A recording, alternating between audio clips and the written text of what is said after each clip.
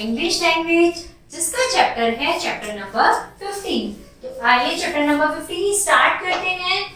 Chapter number 15 का name है use of is, M और एन। पहले बच्चों हम पढ़ चुके हैं आर्टिकल्स, जहां हमें ए यू का यूज कहाँ करना था, एन का यूज कहाँ करना था। हम पढ़ चुके हैं use of this, use of that, use of these और यूज ऑफ दोज। नाउ अब हमारा टर्न है लेसन नंबर 15 का use of is, are, am. अब हम पढ़ेंगे इज, आर, एम का यूज कहाँ करते हैं।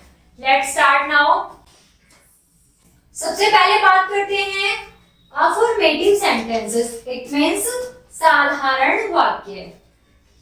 इन वाक्यों को पढ़िए और समझिए। यहाँ पे कुछ वाक्य दिए गए हैं तो वो आपको पढ़ने और समझने हैं। मैं एक्सप्लेन करती हूँ, आप सभी ध्यान से पढ़िएगा। यह लड़का है, दिस इज अ बॉय। यह डाकिया है, दिस इज अ पोस्टमैन। अब ध्यान से सुनिए। यह के लिए हमने प्रयोग किया है दिस। क्या प्रयोग किया है? दिस मीन्स यह लड़का है, दिस इज अ बॉय। यह दिस इज अ पोस्टमैन। वह एक पेंसिल है। वह के लिए हम इस्तेमाल करेंगे दैट इज अ पेंसिल।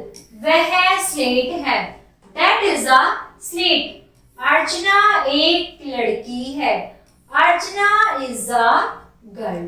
तो प्यारे बच्चों, यहाँ हमें कुछ सेंटेंसेस दिए गए थे जिनको हमने पहले हिंदी में पढ़ा है, फिर हमने उनको इंग्लिश में ट्रांसलेट किया है। मैंने बताया आपको दिस का यूज किसके लिए किया हमने, यह के लिए, और दैट का यूज वह के लिए। चलिए अब यहाँ पर हमें कुछ ध्यान रखने के लिए पॉइंट्स दिए गए हैं। हिंदी से अंग्रेजी में अनुवाद करते समय वाक्य में दिए गए शब्दों का क्रम बदल जाता है। उसने कहा कि जब हम किसी भी अंग्रेजी में अनुवाद करते समय वाक्य के दिए गए शब्दों का क्रम बदल जाता है। जैसे हिंदी शब्द क्रम देखिए, यह लड़का है, क्या है? कर्ता, कर्म, और ये क्या है? क्रिया। कर्ता यानी कि जो कर रहा है, कर्म जिसने कर्म किया है, क्रिया क्या क्रिया हो रही है।